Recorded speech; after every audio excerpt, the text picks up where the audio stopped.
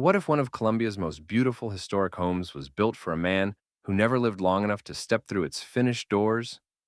And nearly 2 centuries later, something reportedly still disturbs an upstairs bedroom. There are grand houses with ghost stories. And then there is the Robert Mills house, where documented history and an old Columbia haunting come together. Standing at 1616 Blanding Street in Columbia, South Carolina, the Robert Mills house looks almost too elegant to be haunted.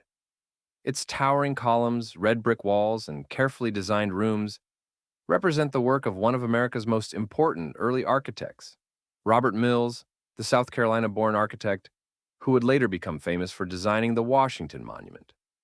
But the story of this house begins with a man named Ainsley Hall. Hall was a wealthy Columbia merchant. After selling another magnificent residence across the street, the home we now know as the Hampton Preston Mansion, he commissioned Robert Mills to design an extraordinary new home for himself and his wife, Sarah. Construction began in the early 1820s, but Ainsley Hall would never enjoy it. He died before the house was completed. His death left Sarah facing disputes over her husband's estate, and the unfinished mansion was eventually sold to the Presbyterian Church. And that's where the story takes an eerie turn. For generations, one of the most persistent supernatural stories associated with the Robert Mills house has centered around an upstairs bedroom. According to published accounts of Columbia's haunted history, people inside the house have reported something very peculiar: an unexplained indentation, or impression, appearing on the bed, almost as though someone invisible had just sat down, or had been lying there. And tradition has given that presence a name: Sarah Hall.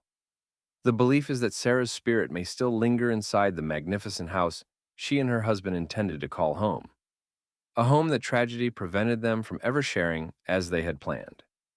There's no scientific evidence proving that Sarah Hall causes the mysterious impressions. But the story isn't simply a modern internet legend. The haunting was recorded in published accounts of South Carolina ghost lore, including a 1991 article in the state newspaper concerning spooky stories around South Carolina. And the house itself has an unusually long history. After the Hall family lost possession of it, the property became associated with the Presbyterian Church and Columbia Theological Seminary. For generations, people walked these hallways. Students studied here. Lives began and ended around these grounds. And while much of Columbia burned during the upheaval of the Civil War era, the Robert Mills house survived to tell a much longer story.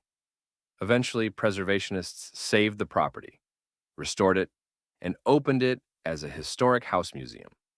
Today, it is recognized as a National Historic Landmark.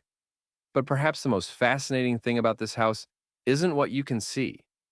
It's what people claim happens when no one is touching that upstairs bed.